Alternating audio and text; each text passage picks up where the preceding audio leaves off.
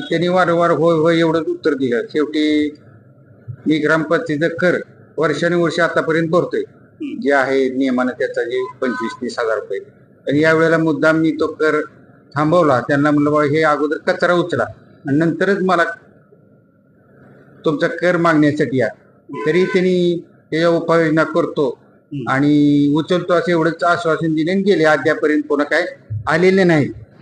सध्या आपण मोडणीम शहरात ज्या ठिकाणी प्रवेश केला जातो, अनेक नागरिक मोडणीम शहरामध्ये व्यापाराच्या किंवा खरेदीच्या निमित्ताने येत असतात आणि त्याच मुख्य प्रवेशद्वाराजवळ आपण सध्या उपस्थित आहोत. छत्रपती शिवाजी महाराज उड्डाणपुलाच्या खाली जो ब्रिज आहे त्या ठिकाणी आपण उपस्थित आहोत आणि सध्या कालपासून मोडणीमच्या व्हॉट्सअप ग्रुप सोशल मीडियात एकच चर्चा रंगलेली आहे, ती म्हणजे गांधीगिरीची. ही गांधीगिरी काय आहे, कुणी केलेली आहे आणि कशाच्या बाबतीत आहे हे आज आपण जाणून घेणार आहोत. तर सध्या या मोडणीम शहरात प्रवेश होत असलेल्या या ठिकाणी एक डिजिटल बोर्ड लावला गेला आहे आणि तो डिजिटल बोर्ड आता सध्या चर्चेत आलेला आहे. मोडणीमच्या व्हॉट्सअप ग्रुपवरती याची चर्चा प्रचंड मोठ्या प्रमाणात झालेली आहे.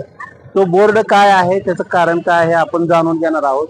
तर सध्या या मोडणीम शहरामध्ये प्रवेश करणाऱ्या या मुख्य रस्त्यावरती काही कचऱ्याचा ढीग जो आहे तो मोठ्या प्रमाणात या ठिकाणी स्वागतासाठी जणू काही सज्ज असल्याचं हे दृश्य आपण आता सध्या पाहतोय. आणि त्याच ठिकाणी गांधीगिरी करत हा कचऱ्याचे ढीग इथून हलवण्यात यावेत यासाठी स्वच्छ गाव सुंदर गाव असा एक डिजिटल फलक लावून या कचरा ढिगारा जो आहे तो उचलण्याचं आव्हान एका रूपानं ग्रामपंचायतीला करण्यात आलेलं आहे.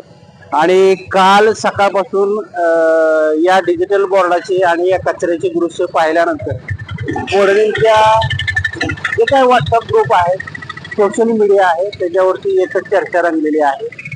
आता सध्या ही दृश्य आपण या मुख्य रस्त्यावरील पाहतोय आणि खर तर ग्रामपंचायत प्रशासनाच्या विरोधात ही केलेली गांधीगिरी आता सध्या चर्चेचा विषय ठरतोय. पोलीस बॉयज संघटनेनं हा डिजिटल बोर्ड या ठिकाणी लावलेला आहे आणि त्याच्या शेजारीच कचऱ्याचं ढीग पडल्याचं आपल्याला पाहायला मिळतंय. आणि याच ठिकाणी पुरुषांसाठी मुतारीची सोय सुद्धा करण्यात आलेली आहे, परंतु त्याकडे जायला वाट सुद्धा नाही.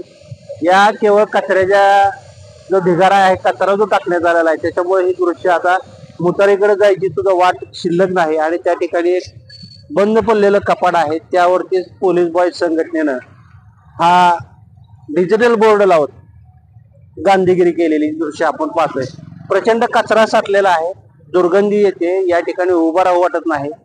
आणि मग अशातच मोडणीम मध्ये जे बाहेरगावचे नागरिक येत आहेत, खरेदीसाठी असेल, विक्रीसाठी असेल किंवा व्यवसायासाठी जे नागरिक येत असतात त्यांचं स्वागत असं या कचऱ्याच्या ढिगाऱ्यामुळे दुर्गंधीमुळेच केलं जाते.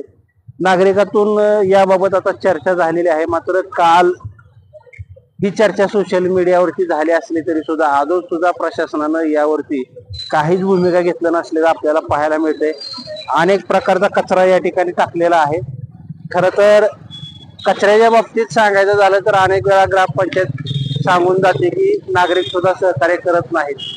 पण या ठिकाणी असलेली कचरा कुंडी जी आहे ती पालती एका बाजूला पडल्याचं पाहायला मिळते आणि दुसऱ्या बाजूला हा प्रचंड कचरा साठलेला दिसतो. खर तर मोडणीम ग्रामपंचायतीला ग्राम स्वच्छता अभियानामध्ये काही वर्षापूर्वीच पारितोषिक मिळालेलं होतं, पण त्यानंतर मात्र काय झालं, त्याचं नियोजन कशा पद्धतीनं स्वच्छतेच्या बाबतीत, नागरिकांच्या मूलभूत गरजांच्या बाबतीत ग्रामपंचायत किती तत्पर आहे किंवा नाही याचं हे ज्वलंत उदाहरण आहे. खर तर एक प्रकारे ही गांधीगिरी करत ग्रामपंचायतीला आव्हान करण्यात आलेलं आहे. इथले कचऱ्याची ढीग तातडीने तुम्ही हलवावेत आणि नागरिकांना हा रस्ता मोकळा श्वास दुर्गंधीपासून वाचवावं. खर तर कुठल्याही गावाचा प्रवेशद्वार म्हटलं की ते नाक असतं आणि या नाकावरतीच आता हे अशा प्रकारचं स्वागत नागरिकांचं कचऱ्याच्या ढिगाऱ्याच्या माध्यमातून होतं. पण मोडणीम मधल्या काही संघटना असतात त्या वारंवार अशा पद्धतीनं गांधीगिरी करत असतात आणि ही जी गांधीगिरी आज केली त्यामुळं सगळं जे काय आहे ती कारभाराच्या बाबतीत वेशीवर नेऊन टांगल्याचा प्रकार झालेला आहे आणि एक प्रकारे ही गांधीगिरी केलेली आहे. आता ग्रामपंचायत प्रशासनाला जात कधी येणार आहे आणि इथले कचऱ्याचे ढीग कधी हलवले जाणार आहेत आणि पोलीस बॉईज संघटनेच्या या गांधीगिरीला स्वच्छ गाव सुंदर गाव म्हणत कसा प्रतिसाद मिळणार आहे हे पाहावं लागेल. तर सध्या आपण मुंडीमच्या या मुख्य रस्त्याच्या बाजूला जो कचऱ्याचा ढीग पडलेला आहे, या परिसरातील व्यापारी असतील, प्रतिष्ठित दुकानदार असतील, यांना याचा प्रचंड त्रास होतोय आणि पोलीस बॉईज संघटनेच्या वतीनं ही जी गांधीगिरी केली आणि या कचऱ्याच्या बाबतीत काय त्रास होतोय ते आपण आपल्या येथील प्रतिष्ठित व्यापारी पोपटभाई दोबाडा याबाबत काय म्हणतायत त्यांच्याकडनं जाणून घेऊया. स्वागत आहे भाई. नेमकं काय सांगाल आता ही कचरा किती दिवस झाला या ठिकाणी पडलाय? नमस्कार. कचरा जो 15 दिवसाच्या वर होऊन गेले. वारंवार ग्रामपंचायतीचे ग्रामसेवक उद्योगीशन यांना बऱ्याच वेळा कल्पना दिली व कचरा उचला. त्यांनी वारंवार होय होय एवढंच उत्तर दिलं. शेवटी मी ग्रामपंचायतीचा कर वर्षानुवर्ष आतापर्यंत भरतोय, जे आहे नियमानं त्याचा जे 25-30 हजार रुपये.